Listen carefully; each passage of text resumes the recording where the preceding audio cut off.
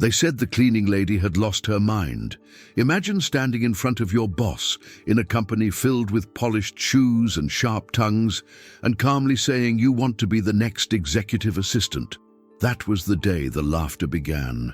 Loud, careless, echoing through the glass walls of the Bello Group in Lagos. But what none of them knew was that Amaka Okoro wasn't chasing a title. She was chasing her dignity. Before continuing, subscribe to the channel, leave a like, and tell us in the comments where you are following us from. The morning sun hit the city like gold dust scattered across the lagoon. Inside the 22nd floor, people moved like they were made of money, crisp suits, glossy phones, fake smiles. And there she was, in her navy cleaning uniform, polishing the edge of Mr. Bello's mahogany desk, as if she could scrub away her own reflection. Every movement was quiet, deliberate, almost sacred, the kind of silence only people who've known humiliation can carry with grace. Her day always started before the city's chaos, mopping, dusting, arranging flowers that weren't hers to touch. She had learned to make herself invisible, to blend into the rhythm of rich people's lives. But that morning, something changed. Mr. Bello's laptop was open, a soft blue light on the screen. Executive assistant position open. Internal applicants. Welcome. She froze. The hum of the air conditioner was the only sound in the room. For a moment she could hear her heart beating like drums from her hometown in Enugu. That single line of text felt like a door creaking open somewhere deep inside her. She looked at her calloused hands, the hands of a cleaner, and smiled faintly. At lunch, the office cafeteria buzzed with chatter and perfume. People laughed about weekend parties, about who drove what. Amaka stood by the window, holding her plastic lunch bowl of rice and beans. Then, almost without thinking, she spoke. "I'll be applying for the executive assistant job," she said quietly. The silence that followed was thick enough to choke on. Then came the laughter, sharp, mocking, contagious. "You? Titi," the current assistant, nearly spilled her drink. "You want to apply?" Amaka didn't answer. She just smiled again, a small, knowing smile, the kind that makes you wonder what she knows that you don't. And that's when the story truly began. The laughter still hung in the air long after Amaka walked out of the cafeteria. It clung to her like the smell of bleach on her uniform. Every giggle, every whisper that trailed behind her steps sounded louder than the next. In the hallways of Bello Group, gossip spread faster than the Lagos heat, and by the time she reached the janitor's closet, half the office already knew. "The cleaning lady wants to be executive assistant," one of the receptionists squealed near the elevators. The others laughed so hard they almost dropped their coffee cups. Amaka heard them all, but her face stayed calm. She hung her gloves on the hook, took a deep breath, and whispered to herself, "Let them laugh. I'm not cleaning their floors for approval." That night, the city glowed in restless color. Traffic lights blinked like tired eyes, and the air smelled of roasted corn and ambition. Amaka walked home through the narrow streets of Surulere, her steps slow, her mind racing. The laughter still replayed in her head, but so did her mother's voice. Soft, firm, filled with that kind of wisdom life doesn't teach anymore. "Amaka, people will always laugh before they understand you. Don't wait for them to stop before you start walking." She remembered that voice like a prayer. Her one-room apartment was modest but clean. A small radio played Fela Kuti in the background, the kind of music that made you feel brave even when life tried to shrink you. She sat on her bed with an old phone, searching for how to write a professional application letter. The screen flickered, the internet crawled, but she didn't stop. She typed every word carefully, like it carried the weight of her future. "Dear Mrs. Ajayi, I wish to formally apply for the position of executive assistant."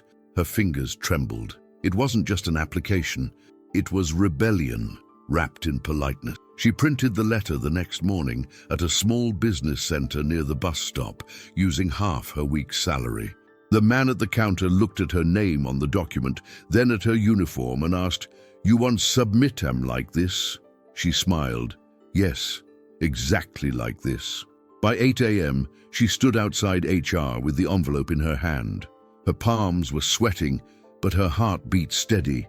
Inside, the office buzzed with morning calls and clattering keyboards. Mrs. Ajayi, the HR director, looked up from her desk when Amaka entered. "Yes? Can I help you?"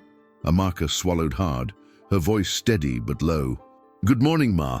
I came to submit my application for the executive assistant position." For a moment, the older woman just stared, blinking as if the words had been spoken in another language. "You want to apply?" "Yes, Ma." Amaka handed her the envelope with both hands, her posture straight. Mrs. Ajayi hesitated, then took it. Something in her eyes softened. Maybe curiosity, maybe disbelief. "All right, Ms. Okoro. I'll make sure it gets to the review panel." Amaka thanked her, turned around and walked out with her head high. But Lagos offices have thin walls. By lunchtime, everyone had heard about the cleaner who thinks she can run the CEO's schedule. Some laughed out loud, some rolled their eyes, and a few, like Chuka from IT, just smiled quietly to themselves. When he saw her in the hallway later that day, he said, "You get liver O, Amaka. Not everyone would dare." She laughed softly. "If I clean this place every day, at least I know how it runs." He nodded. "True talk. Just make sure they don't use that against you." The following days were strange. Every time Amaka entered a room, conversation stopped halfway. Some people smiled at her too kindly, others avoided her altogether. It was as if her courage had made everyone uncomfortable. Even the security guards whispered when she passed. Yet she refused to shrink. She cleaned the same way, worked the same hours, and still greeted everyone with respect. But now her silence carried something new, a quiet defiance that unsettled the walls. One afternoon, Mr. Bello himself walked by as she was polishing the glass door of the conference room.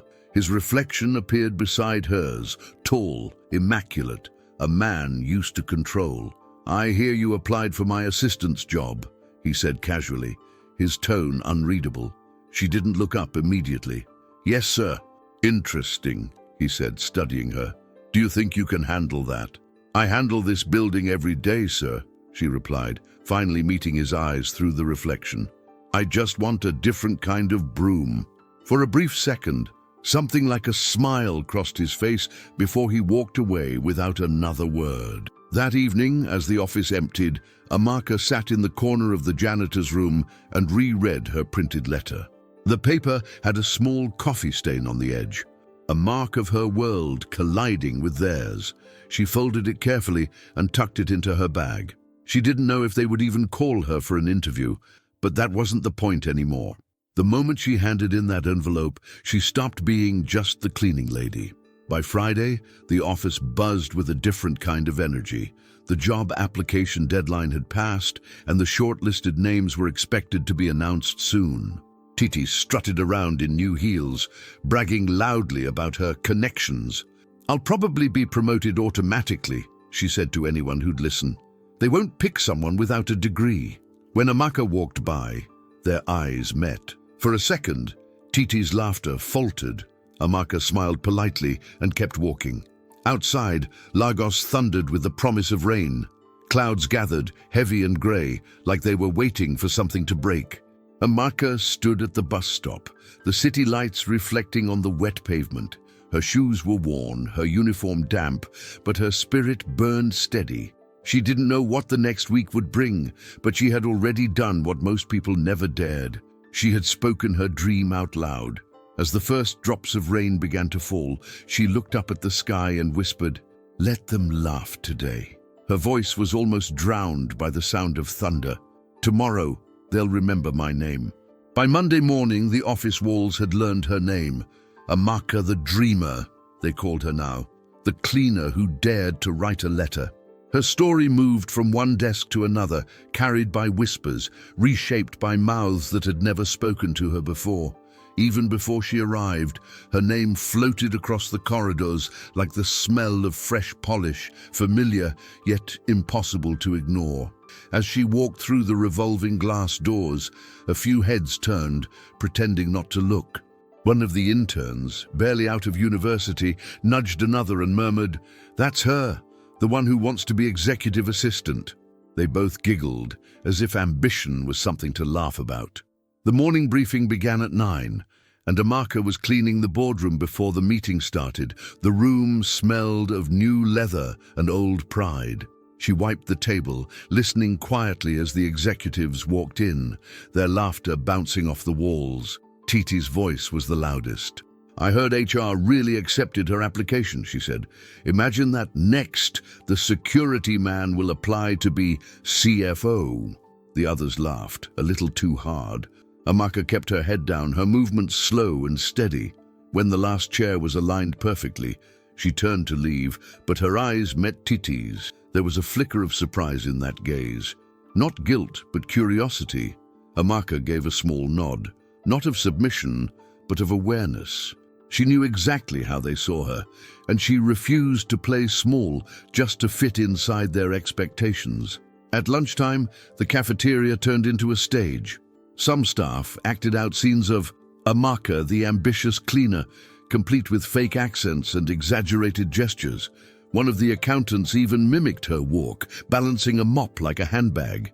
The laughter was cruel, and every time someone said her name, another table joined in. Yet in the far corner, Chuka watched quietly, his eyes dark with disapproval.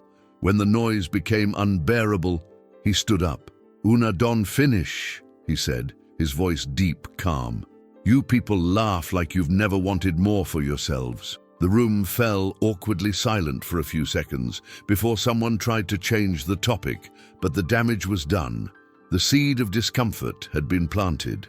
That evening, when most people had gone home, Amaka stayed behind. The office was different at night, quieter, more honest. She moved from one floor to another, cleaning in silence, her thoughts loud and relentless. Near the HR office, she saw the photocopy machine light up for a second. Someone had left a crumpled paper on the tray. She picked it up. It was a fake resume, with her name written across the top and ridiculous qualifications listed beneath. Expert in sweeping decisions, degree in mop management. Someone had even drawn a little broom beside it. She stared at it for a long time, her jaw tight, her eyes burning. Then she folded the paper carefully and placed it in her pocket, not to keep as proof, but as fuel. At home, she spread her old notebooks on the table. The electricity flickered, but her determination didn't. She wrote questions on small scraps of paper. How to speak professionally in meetings. Basic computer shortcuts. Business terms every assistant should know. She was building herself piece by piece, quietly, while those who mocked her thought the laughter was the end of the story. When sleep finally came, it was shallow, filled with faces of people laughing, their mouths wide, but their eyes hollow. By midweek, the tension in the office had shifted. What began as a joke was starting to feel like a challenge. People wanted to know if HR was really taking her seriously. Mrs. Ajayi walked through the corridors that morning, folder in hand, her expression unreadable. The moment she passed, conversations cut off like bad radio signals. Later, she called Amaka to her office. "You've caused quite the storm," she said softly, removing her glasses. Amaka stood tall, hands clasped in front of her. "I didn't mean to cause trouble, Ma. I just applied for an opportunity." Mrs. Ajayi looked at her for a long moment, then sighed. "You remind me of myself when I was your age. Just be prepared. The world doesn't like people who don't stay in their place." Amaka nodded. "Then I'll change the place, Ma." The older woman's lips twitched into the hint of a smile before she dismissed her. The next day, someone had written "Executive Mop" on the door to the janitor's closet in thick black marker. A few staff passed by, chuckling. Amaka saw it when she came in. She paused, stared at it, and then took a wet cloth from her bucket. Instead of scrubbing it off, she wiped around it, leaving the words untouched, polished and gleaming under the fluorescent lights. When Chuka passed by and saw her, he frowned. "You won't clean it?" She shook her head. "Let them see it. Let them remember it when it changes." That afternoon, Mr. Bellows' secretary called for Amaka to bring water to the conference room. When she entered, she felt every eye glance her way for a split second too long. The CEO was in a meeting with foreign investors, and Titi was taking notes beside him. As Amaka placed the tray on the table, one of the investors smiled politely and said, "She seems efficient." Mr. Bello looked up briefly, watching how Amaka handled herself, calm, precise, unshaken. "She is," he replied simply, his tone making Titi stiffen slightly in her chair. When the meeting ended and everyone left, Amaka returned to collect the empty glasses. She noticed a single folder left open on the table, the shortlist for the executive assistant position. Her name wasn't visible, but the top of the list read, "Candidate Review." She closed it carefully, resisting the urge to look. As she turned to leave, she caught her reflection in the glass wall, the cleaner's uniform, the bucket, the tired eyes, and yet behind all that, something stronger. Not defiance, not pride, just purpose. That night, the rain returned, heavy and persistent. It hit the tin roof of her apartment like impatient fingers. Amaka sat on her bed, the fake resume still folded in her pocket. She pulled it out, looked at it once more, then tore it into tiny pieces. The sound of tearing paper mixed with the thunder outside. She whispered under her breath, "They think this is funny. Let them laugh while they still can." The next morning, she walked into Bello Group earlier than usual. The sky was still grey, the streets half awake. When she passed the lobby, the receptionist gave her a forced smile. The air felt different now, tense, waiting. Rumors said the shortlist would be announced that day. Amaka didn't look nervous. She was past fear. The laughter, the whispers, the mocking, they had already done their worst. What was left now was her turn to rise, one quiet step at a time. The evening stretched longer than usual, the kind of Lagos evening where the office lights stayed on even after the city began to dim. Most of the employees had already gone home, leaving behind the faint smell of coffee and expensive perfume that lingered in the corridors. Amaka was still there, moving quietly from room to room, her bucket rolling beside her like an old companion. The shortlist had been the only topic all day. Every conversation ended with the same sneer, "She won't make it past the first round." Yet she stayed calm, her body tired but her spirit unwilling to bend. The top floor was always the last place she cleaned. The CEO's office looked different at night, softer, less intimidating, without the noise of staff meetings or the click of Titi's heels. The room felt almost human. She opened the blinds halfway, letting the city lights in. Lagos shimmered below like a restless sea, cars crawling through the traffic, horns playing their nightly symphony. Amaka placed her cleaning cloth on the table and stared for a moment at the skyline. She had grown up watching those same lights from the other side of the bridge, where electricity was more dream than guarantee. To be standing here now, in this tower of glass, cleaning the office of the man who owned half of it, that alone was proof she had already crossed invisible borders. She was dusting the shelf when she heard the door unlock behind her. Her heart jumped. She hadn't expected anyone. Mr. Bello walked in, his tie loosened, his expression tired. "You're still here?" he asked, setting his briefcase down. His voice wasn't harsh, just surprised. "Yes, sir," she replied, straightening her posture. "I like to finish this floor before I leave." He studied her for a second before glancing around. "Everyone else left hours ago." "I prefer quiet, sir," she said softly. He nodded, pulling out a chair. "Quiet is rare in this city. Sometimes I think the noise never sleeps." There was a moment of silence between them, broken only by the low hum of the air conditioner. Amaka picked up her mop and moved to the far side of the office. He watched her for a while, then said, "I heard about your application." Her hand froze mid-motion. "Yes, sir." "You really want that position?" "Yes, sir." "Even with all the noise it's caused?" She looked at him then, her eyes steady. "Sir, I've lived with noise all my life. It doesn't scare me anymore." His brows lifted slightly, impressed. He leaned back in his chair, his gaze thoughtful. "You know, when I started this company, people laughed too, said I was too young, too reckless. My first loan got rejected 6 times. I almost gave up." He gave a small, humorless laugh. "Then one day, I stopped asking for permission. Amaka paused, resting the mop against the wall. Did the laughter stop after that? She asked quietly. No, he said, a faint smile on his lips. It just got quieter. Success tends to silence the wrong people. For the first time, he looked at her not as a cleaner, but as someone who understood something most of his staff didn't. Hunger. Not for food, but for change. The kind that kept you awake long after your body begged for rest. He noticed her hands, rough from years of scrubbing floors, yet precise, careful. Where did you learn to speak like that? He asked. From life, sir, she replied, and from listening. People say many things when they think the cleaner isn't listening. That answer made him smile. He picked up a file from his desk and flipped through it absent-mindedly. You know, being an executive assistant isn't about knowing every fancy word or having a degree. It's about attention, knowing what people need before they ask for it.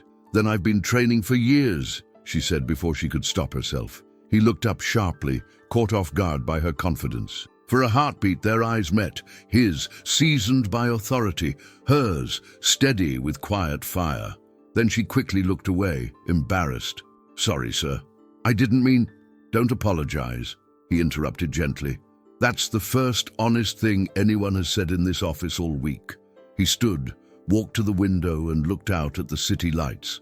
Most people who work here chase titles, he said. They don't chase purpose. That's why they never last. Amaka wasn't sure what to say, so she stayed silent. The clock ticked softly behind them. After a long pause, he turned back toward her. Go home, Amaka. You've done enough for today. She nodded, gathering her things. But as she reached for the doorknob, he spoke again. Amaka, she turned. Yes, sir? When I said people laughed when I started, I meant everyone, even my family. So when they laugh at you, don't take it personal. It's just noise before the music. She didn't know how to respond. She simply nodded and whispered, Thank you, sir. Then she left, closing the door softly behind her. Outside, the hallway was dark except for the emergency lights.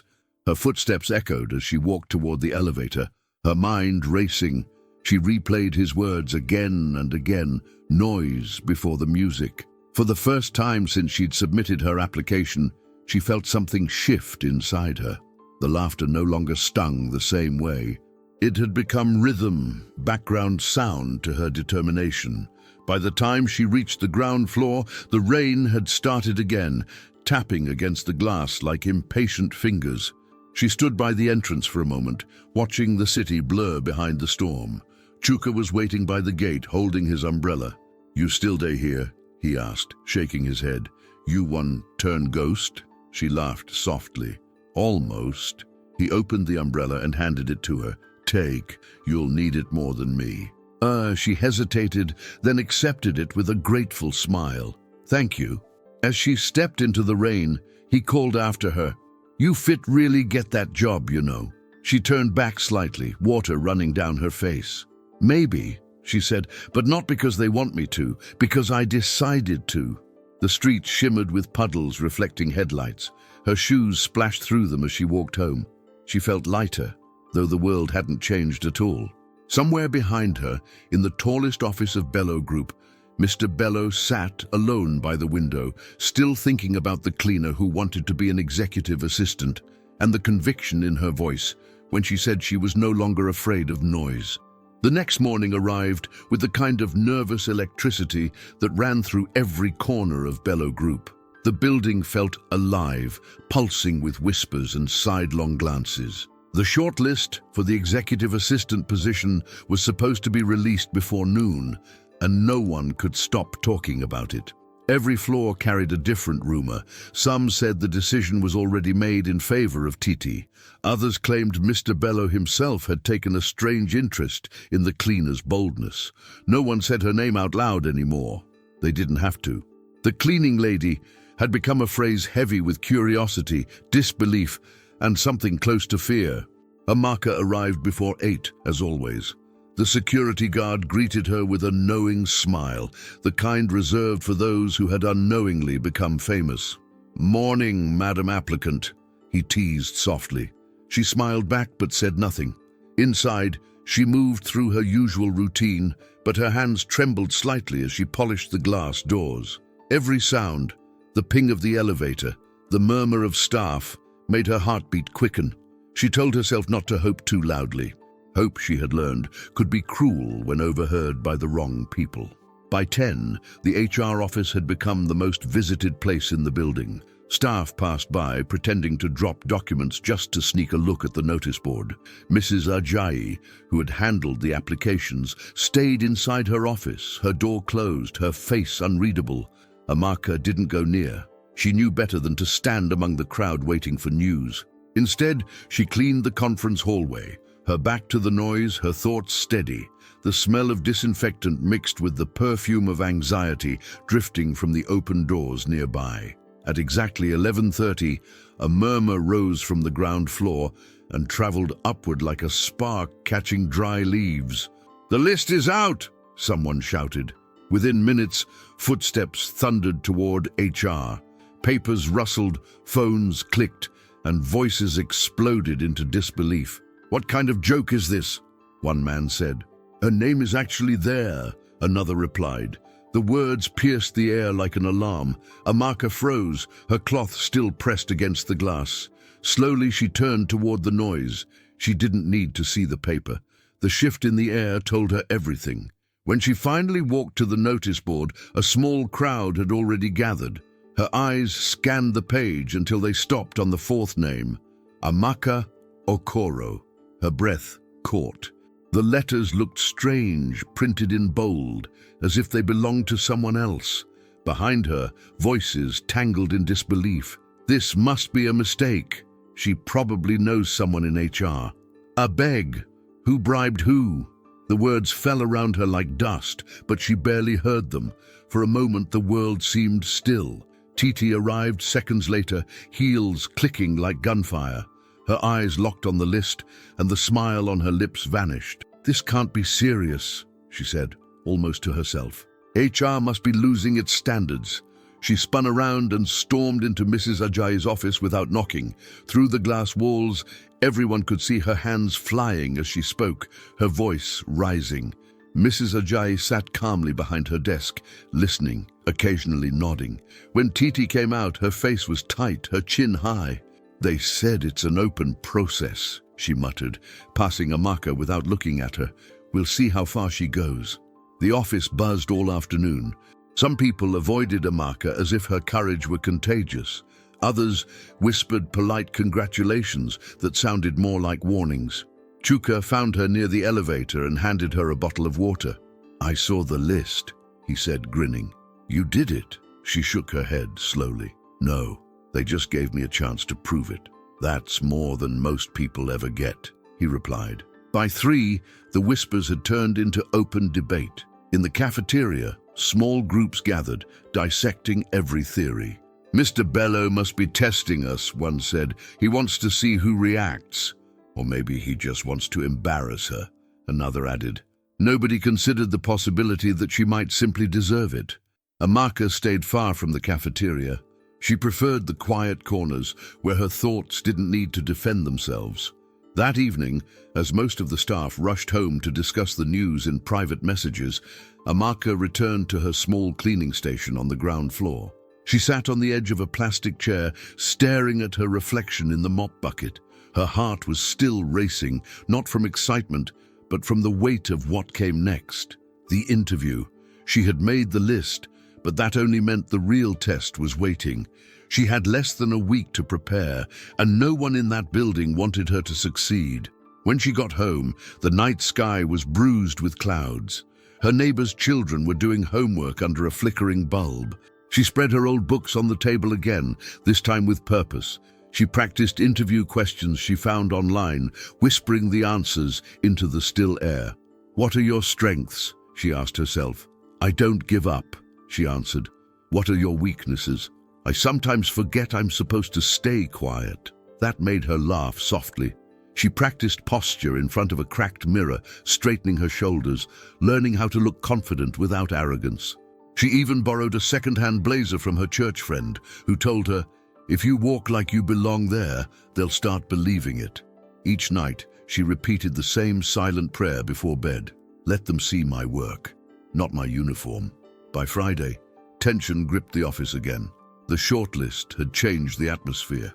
Suddenly, everyone was watching everyone else. Mr. Bello passed by the reception that morning, and a hush fell over the room. He looked at the board where the list was still pinned, then turned to his assistant. "Leave it there," he said simply, before walking away.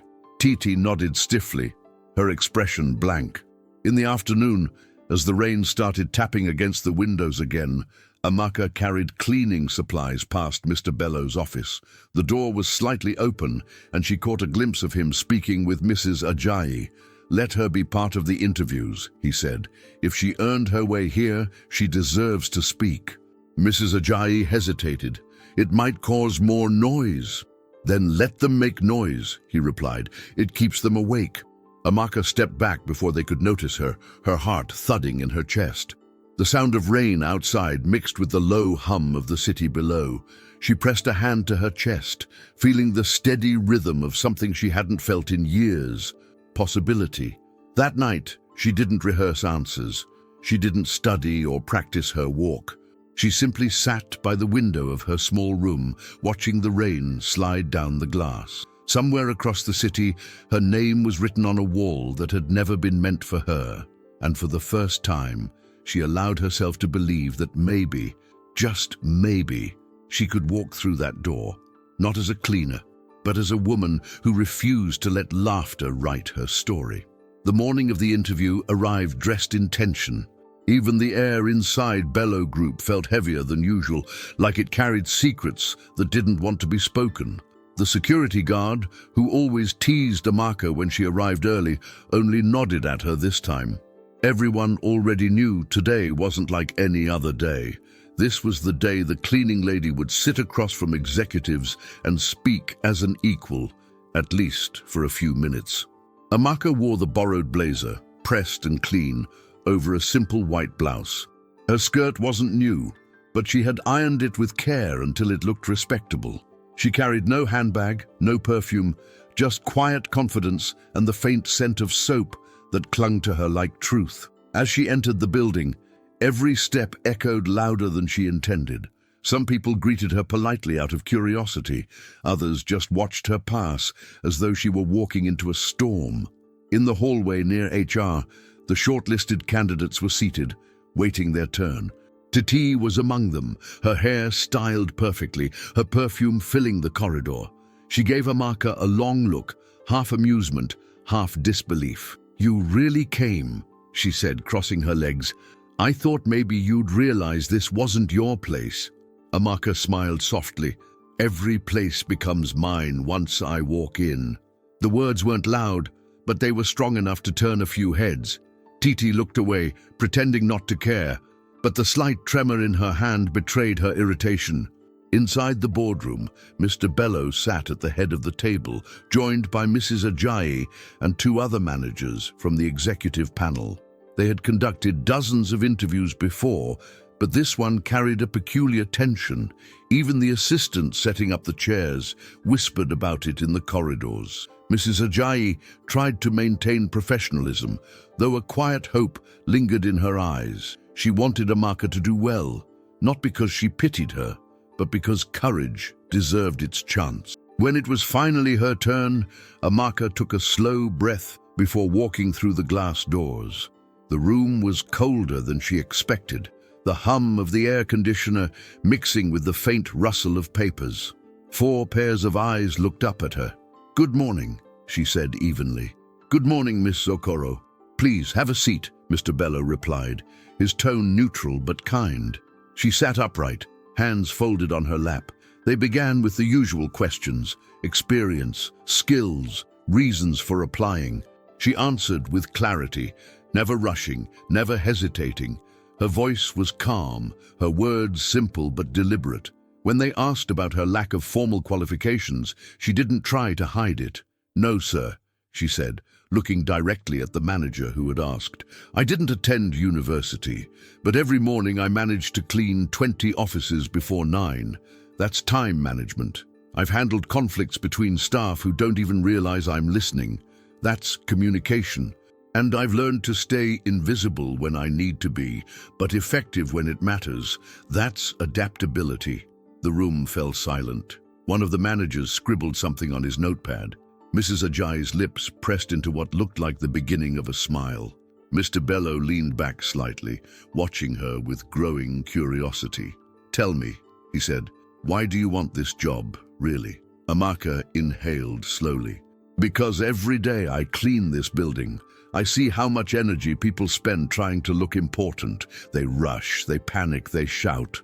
I think what's missing here isn't more skill, it's patience. I can bring that.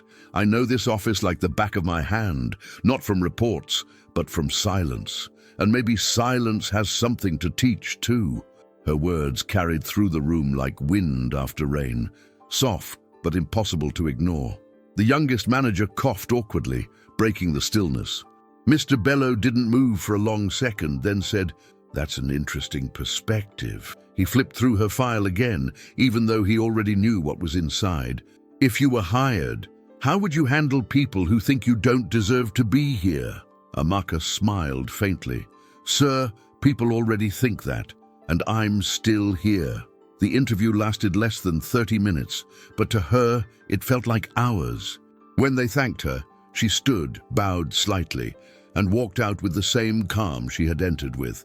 Outside the door, her knees felt weak, but she refused to show it. As she reached the hallway, she saw Titi sitting upright, waiting for her turn. Their eyes met briefly. "Good luck," Amaka said quietly. The other woman didn't reply, but the corner of her mouth twitched. Not a smile. Not yet. Something more complicated. After leaving the HR floor, Amaka went straight to the small supply room on the ground level. She sat on an overturned bucket, breathing deeply. Her hands were trembling now, the release of all that tension she had held back. She replayed every answer in her mind, every look, every word. For the first time in her life, she hadn't been the quiet observer in the room. She had been seen, truly seen. That evening, as the sun melted into the Lagos skyline, Mr. Bello stayed behind long after the others had gone. He looked out at the lights below, thinking about the cleaner who spoke like someone who had already led people without ever holding a title. Her words kept returning to him. Maybe silence has something to teach too. He thought of his own beginnings, of the people who laughed when he dreamed beyond his station. There was something in Amaka that reminded him of the man he used to be before success built walls around his humility. In another part of the city, Amaka sat by her window, the breeze lifting the curtain. She didn't know how the panel had received her answers, but she felt peace. For once, she wasn't afraid of the outcome.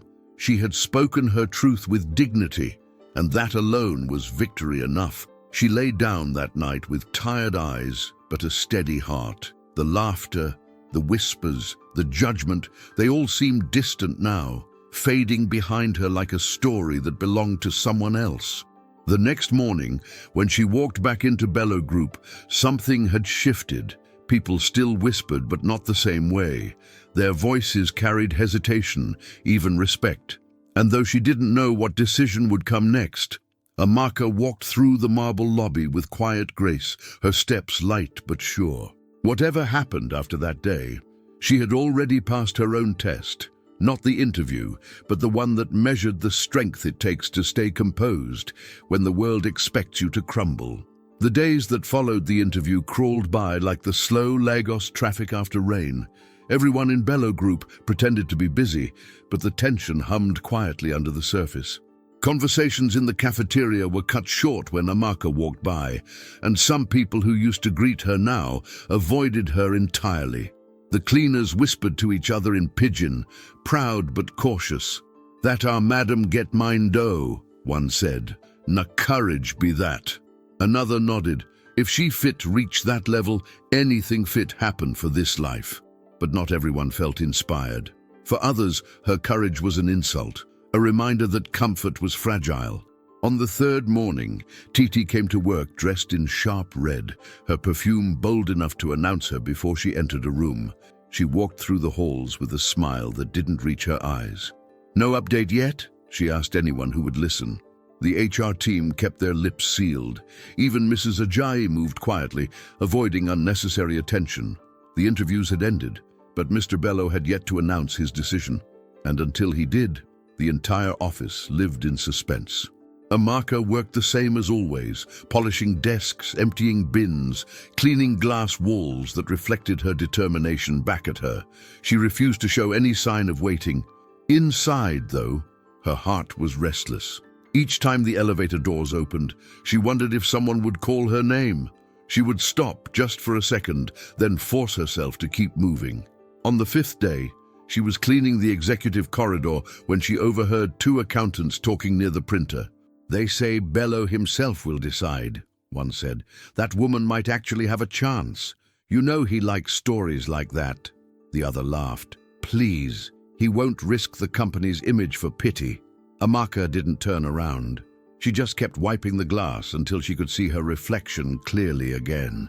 That evening, when the office is emptied out, Amaka lingered on the top floor longer than usual. The night sky pressed against the glass windows, and the city glowed below like scattered gold. She sat for a moment in the quiet, her cleaning cloth resting in her hands.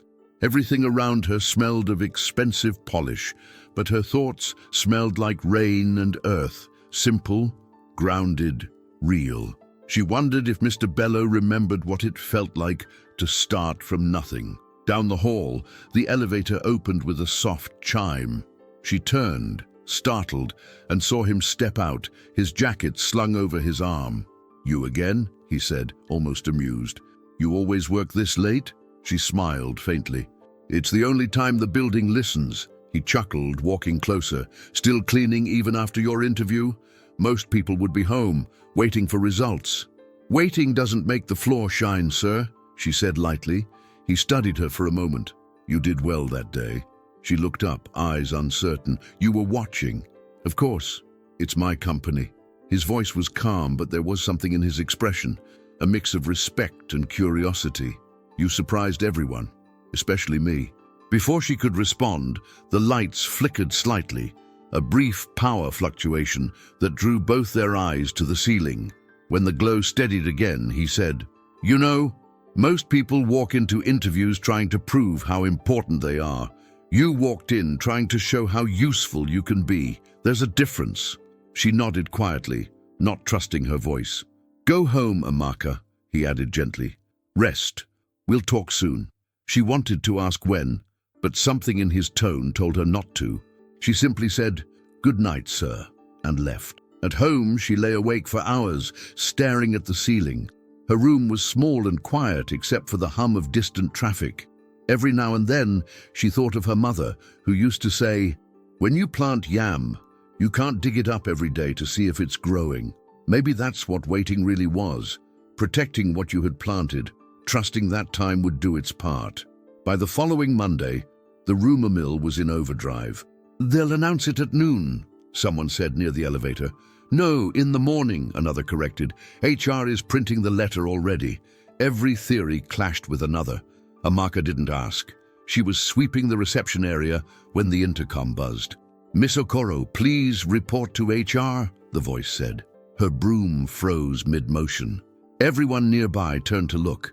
She felt her pulse in her throat. Without a word, she set the broom aside and made her way upstairs. The corridor to HR felt longer than usual. Her shoes clicked against the tile, steady but slow. When she entered, Mrs. Ajayi looked up from her desk, her expression unreadable. "Mr. Bello wants to see you," she said simply. Amaka nodded, her palms beginning to sweat. She walked down the hall toward the CEO's office, each step heavier than the last. Through the glass walls, she saw him standing by the window, hands in his pockets, the skyline of Lagos behind him like a painted backdrop. He turned as she entered. "Amaka," he said, gesturing toward the chair. She sat quietly, her heart pounding. For a few moments, neither spoke. Then he said, "I've read all the evaluations. I've spoken with everyone. They had their opinions, some fair, some not." He paused, his voice lowering. "You've reminded this office what determination looks like." She stared at her hands, afraid to hope too much. "Sir?" she began. but he raised his hand gently. You don't need to explain anything. You already did. He reached for an envelope on the desk and slid it toward her. Her name was printed neatly on it, Amaka Okoro. She hesitated before touching it. What is this, sir? Your new contract, he said, as executive assistant to the CEO. The words hit her like a wave. For a moment she couldn't move. Her lips parted, but no sound came out. He smiled faintly. You earned it, Amaka. Not because you cleaned well, but because you saw what others didn't, what this place really needs. Her fingers trembled as she took the envelope. Thank you, sir, she whispered, her eyes glistening. Don't thank me, he said. Just be ready. The same people who laughed will now watch, and they'll expect you to fail. Don't give them that satisfaction. She nodded firmly. I won't. When she left his office, the corridor seemed brighter. The HR staff pretended to be busy, but everyone was watching. As she passed, some smiled genuinely, others whispered behind their hands. By the time she reached the elevator, word had already begun to spread. The cleaner got the job. In the lobby, the security guard stood up as she walked out. You dey serious? He said, wide-eyed. You get am? She smiled, tears in her voice. Yes, I get am. He let out a loud laugh, slapping the counter. Ah, I talk am. I talk, say this life no balance. She laughed too, shaking her head as she stepped into the sunlight. The city noise rose around her. Horns, chatter, movement, but it all sounded like music now. For the first time, she wasn't walking home as a cleaner. She was walking as a woman who had turned disbelief into proof. When Amaka returned to Bello Group the next morning, the world looked different. The same building that had once felt like a fortress now seemed alive, like it was quietly watching her every move. She walked through the revolving doors with the same slow grace as always. But this time, the silence that followed her wasn't made of mockery, it was made of disbelief. The cleaner who used to carry a bucket was now carrying a leather folder with her name engraved in gold letters. The one who used to wait for orders was now standing on the same floor as those who gave them. The day had started with confusion. The announcement of her promotion spread faster than any memo in company history. Some thought it was a publicity stunt. Others whispered that Mr. Bello had lost his mind. In the cafeteria, people leaned over coffee cups, dissecting every rumor. She must know something about him, one woman said. No CEO would take that kind of risk. Another shook her head. Maybe she just earned it. You didn't see her in that interview. She spoke like she belonged there. Please, the first replied with a smirk.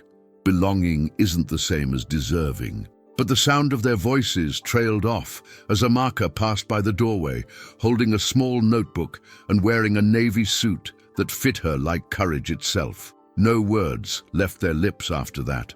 Mrs. Ajayi was waiting for her near the elevator, smiling warmly. You're early, she said. Old habits, Amaka replied. They both laughed softly, and for a moment the tension melted. Your office is ready, Mrs. Ajayi added, handing her a small key. Third door past the conference room. You'll be sitting right outside Mr. Bellows. The words sank deep. Your office. It felt surreal. For years she had cleaned that same hallway, memorizing its pattern of marble and light. Now she was walking it as part of the company, not as its shadow. Inside, her new workspace was simple. A wooden desk, a small computer, and a vase of fresh flowers that someone from HR had placed there. The smell of lilies filled the air, reminding her of Sunday mornings in church. She stood there for a moment, letting it all sink in. Her reflection in the computer screen looked back at her, the same woman, but rewritten. When she finally sat down, she opened her notebook and wrote her first line, "Never let them make you smaller than your purpose." Her first task came quickly. The intercom buzzed, and Mr. Bellows' voice carried through. "Amaka, could you come in for a moment?" She straightened her blazer and walked into his office. He was standing by the window again, a stack of files in his hand. "Good morning, sir." "Good morning, Amaka. How does it feel?" She hesitated before answering. "Like I'm still cleaning, sir. Just different messes." He laughed, the sound genuine. That might be the best description of management I've ever heard. He handed her a folder. I need these reports sorted and prepared for the afternoon meeting. It's a lot, but I trust you'll figure it out. She took the file carefully, feeling the weight of it, not the paper, but the trust. Outside, she sat at her desk and got to work. Numbers, memos, client notes. She went through them meticulously, remembering the things she had seen over the years from the edges of rooms. She already knew which files went missing most often, which departments delayed updates, and which names carried importance. Every observation she'd stored quietly while mopping floors now came to use like a secret education. By noon, she had organized the chaos into order, attaching sticky notes with concise summaries. When she brought the folder back, Mr. Bello flipped through the pages and raised an eyebrow. "You did this in 2 hours?" "Yes, sir," she said softly. "You asked for clarity, not decoration." The afternoon meeting began at 2. For the first time, Amaka sat in the conference room, not as the one cleaning after, but as part of the circle. Her new badge hung around her neck, shining under the fluorescent lights. Some people avoided her gaze. Others watched her with thinly veiled irritation. Titi was there too, sitting across the table, her smile tight and professional. Mr. Bello opened the meeting with his usual calm, but it didn't take long before tension filled the room. The quarterly results were lower than expected, and everyone had an excuse. Amaka stayed silent, taking notes until Mr. Bello asked, "Any observations, Amaka?" The room turned toward her, a collective breath held. She looked at the charts, then spoke steadily. "Sir, I think the issue isn't just sales, it's communication. Departments send updates too late. By the time reports reach your desk, they're already outdated. We could save time by centralizing the flow before it reaches management." Her voice didn't waver. For a few seconds, no one moved. Then Mr. Bello nodded slowly. "She's right. We'll test that." Across the table, Titi's pen paused mid-stroke. After the meeting, as everyone filed out, a few people gave her small nods of acknowledgement. They weren't ready to respect her yet, but they could no longer pretend she didn't belong. Back at her desk, she caught a glimpse of herself in the glass wall again, poised, composed, unshaken. She thought of the laughter that once followed her down these same halls and how the same mouths now stayed silent. Later that evening, when most of the staff had gone, Mr. Bello stopped by her desk. "You handled yourself well today," he said. "You spoke when it mattered, not to impress. That's rare." "Thank you, sir," she replied. "I just said what I saw." "That's exactly why you're here," he said, almost to himself. "You see what others overlook." He paused, studying her for a moment longer. "Get some rest, Amaka. You've already done more in a day than most do in a week." After he left, she sat for a while, the building growing quiet around her. The same silence that had once felt heavy now felt like peace. She closed her notebook and stood, turning off the small lamp on her desk. Before leaving, she ran her hand gently over the surface. Smooth, polished, familiar. It wasn't just a desk. It was proof of everything she had fought for. Outside, the night was warm. The traffic lights flickered over the wet roads, and the city moved like a heartbeat, unpredictable, alive. Amaka walked toward the bus stop, blending again into the rhythm of Lagos, but this time with something unshakable inside her. The laughter had ended, the whispers had faded, and what remained was her own voice, calm, certain, and steady as the road beneath her feet. By the end of the week, something unspoken had settled over Bello Group. It wasn't respect yet, but it was no longer mockery either. The same people who used to laugh when Amaka walked into a room now lowered their voices when she passed. Her presence carried a quiet weight that no one could explain. Every morning, she arrived before the others, her suit crisp, her notes organized, her expression calm.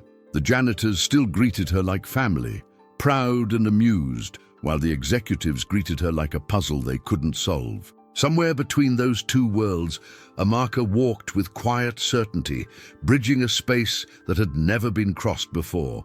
On Monday, she arrived early for the executive briefing. The hallway smelled of coffee and ambition, a scent she had learned to read like weather. She arranged the folders on the long table, checked the projector, and made sure the water glasses were perfectly aligned.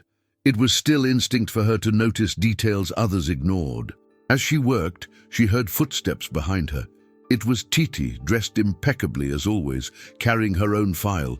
Their eyes met briefly, a flicker of something too complicated to name. "Morning," Amaka said softly. Titi hesitated before responding. "Morning." The word sounded heavy, as if forced through pride. The meeting began at 9 sharp. Mr. Bello entered, followed by a group of senior managers.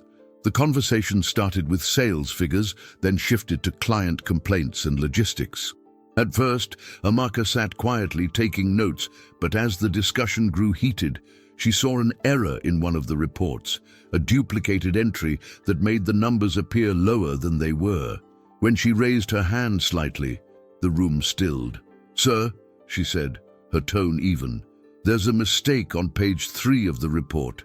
The client code was entered twice. The actual sales total is higher." The financial officer blinked, checking his paper. He looked embarrassed. "She's right," he admitted. Mr. Bello glanced at her with approval. "Good catch," he said simply, then continued the discussion. It wasn't just praise. It was acknowledgement. The room felt it. After the meeting, as everyone left, one of the senior managers lingered behind. He walked up to Amaka, adjusting his tie awkwardly. "I must say, you've got sharp eyes," he said. "Good work." She smiled politely. "Thank you, sir." He nodded, clearly uncomfortable with how natural her professionalism felt. It wasn't supposed to be this easy for her, and that unsettled them more than her success. That afternoon, she went down to the lobby for a delivery and ran into Chuka. He grinned the moment he saw her. "Ah, Executive Amaka," he said playfully. "You're glowing now, oh?" She laughed, shaking her head. "It's just hard work and stress, not glow." He leaned on the counter. "You know, people still talk, but it's different now.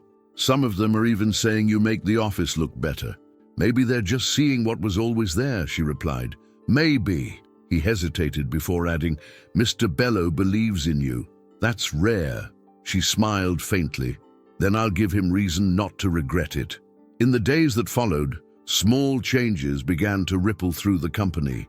Mr. Bello started calling shorter, more focused meetings.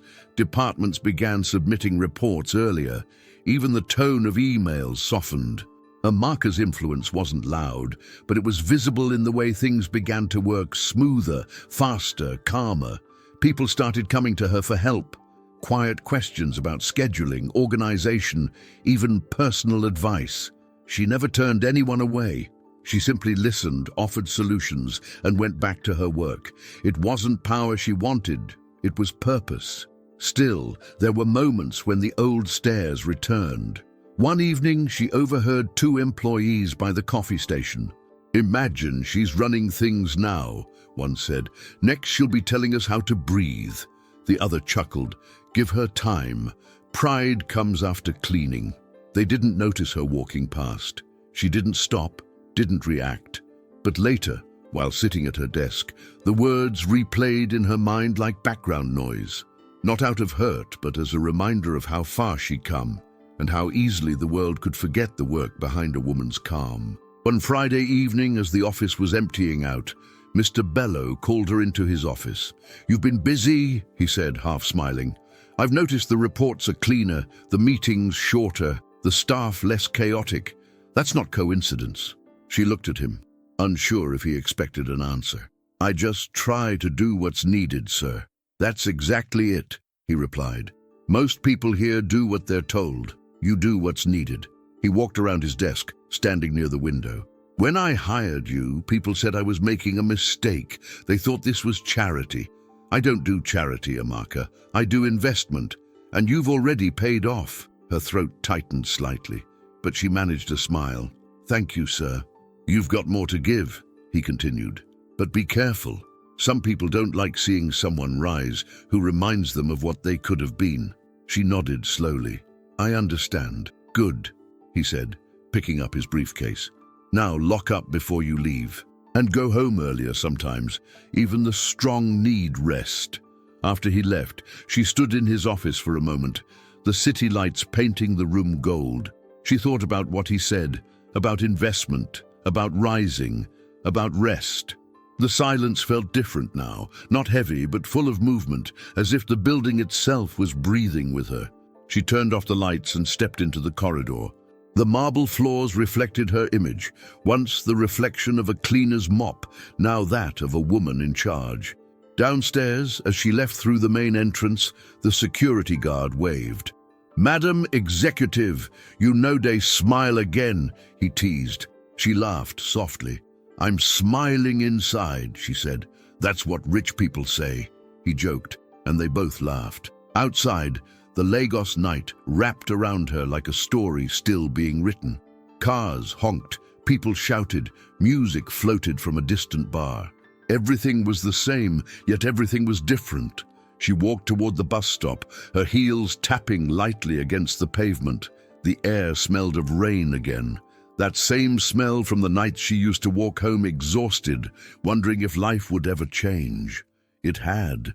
And though the world hadn't bowed to her, it had shifted just enough to make space. Amaka knew there would still be whispers, still be doubt, but none of it mattered anymore. She had stopped asking for permission to exist where she belonged. Now, when she walked, the city didn't feel too big for her dreams. It felt just the right size. The morning light slipped through the blinds of Amaka's office, painting soft stripes across her desk. Lagos was alive outside, buses honking, street vendors calling, the rhythm of a city that never slept. She looked out from the 22nd floor, her reflection faint in the glass, the skyline shimmering behind her. Just a year ago, she'd stood in this same building with a mop in her hand and calluses on her fingers. Now, her badge glinted in the sunlight. Amaka Okoro, executive assistant to the CEO, but titles meant little to her. It wasn't the nameplate that mattered. It was what she had become while earning it. The intercom buzzed. "Amaka, could you come in for a moment?" Mr. Bellow's voice carried the same composed tone she had grown used to. She walked in, notebook in hand. He was standing by the window again, suit crisp, eyes thoughtful. "I'm meeting the investors from Abuja this afternoon," he said. "I'll need the files ready and the conference room set." "Already done, sir," she replied. He smiled faintly, nodding. "You're always one step ahead." Then after a pause, he added, "You know, some of them still ask me why I chose you. Why not someone with more experience or a bigger degree?" She raised an eyebrow. "And what do you tell them, sir?"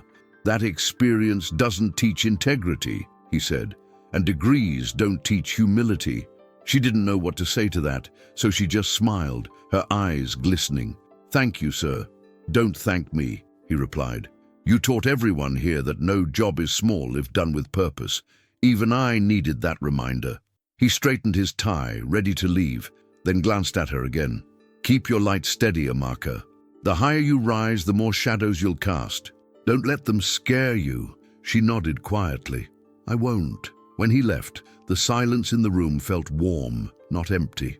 Amaka sat back at her desk, flipping through her schedule. The building buzzed with morning energy. Phones ringing, printers humming, heels clicking across marble floors. Yet beneath all that noise, she sensed something deeper: respect. Not the kind demanded by titles, but the kind earned in silence. Around noon, she went downstairs to the cafeteria. Conversation stopped when she entered, but not with mockery, with recognition. Some smiled politely, others still looked away, unsure how to act around her. She didn't hold it against them. Change, she knew, frightened people before it inspired them. She picked up a tray, served herself rice and vegetables, and sat by the window. The janitorial staff waved shyly from the corner, grinning like proud siblings. She waved back, a quiet laugh escaping her lips. Later that day, as she organized files for an upcoming meeting, she found herself in the old janitor's room, her former space. The smell of cleaning supplies and floor wax hit her, nostalgic and grounding. Her name was still faintly scratched on the inside of the locker door. She touched it gently. For a moment, memories flooded back. The laughter, the whispers, the ache of being invisible. But none of it hurt anymore. Those echoes had shaped her spine, taught her the language of endurance. As the sun began to set, she stood by her office window again. Lagos below glowed gold, the city's heartbeat syncing with her own. From up here, the laughter that once haunted her felt small, almost tender. She thought of her mother's words, "People will laugh before they understand you." She smiled, whispering, "They did, Mama. They laughed, but I kept walking." Her phone buzzed, a message from Chuka. "Heard you handled the investors' prep like a boss. Drinks after work?" She laughed softly and replied, "Maybe next week." Still cleaning the future. As the last bit of daylight melted into dusk, she closed her files and looked around her office one final time before leaving. Everything felt aligned, not perfect, but earned. She took a deep breath, picked up her bag, and turned off the light. Walking through the quiet corridors, she passed employees still at their desks. They looked up as she walked by, offering small nods of respect. When she reached the lobby, the security guard grinned as always. "Ah, Madam Amaka, still working hard?" "Always," she said. "That's how I got here." He laughed, shaking his head. "You never change." "That's the trick," she replied. "Change the world, not yourself." Outside, the night air was warm, thick with the scent of street food and promise. Amaka paused at the edge of the sidewalk, watching the city lights flicker across puddles. In her reflection, she didn't see a cleaner or an assistant. She saw a woman who refused to stop believing in what she could become. She whispered softly, "They laughed, but I wasn't cleaning for them. I was polishing my own future." Her taxi pulled up, and she stepped inside. As the car merged into the flow of Lagos traffic, the city stretched endlessly ahead, alive with dreams, noise, and light. Somewhere between the past and everything still to come, Amaka finally felt at home. And as the narrator's voice would fade, Amaka's gaze would linger on the skyline, determined, calm, quietly proud, because the story was never just about where she worked, but about who she became while trying to belong. As Amaka watches the city that once laughed at her, now shining with her reflection, she knows that every story has its moment of courage. Maybe yours is still waiting. So, if you believe in second chances and in stories that start small but end powerful, join us. Subscribe and keep walking these journeys with us.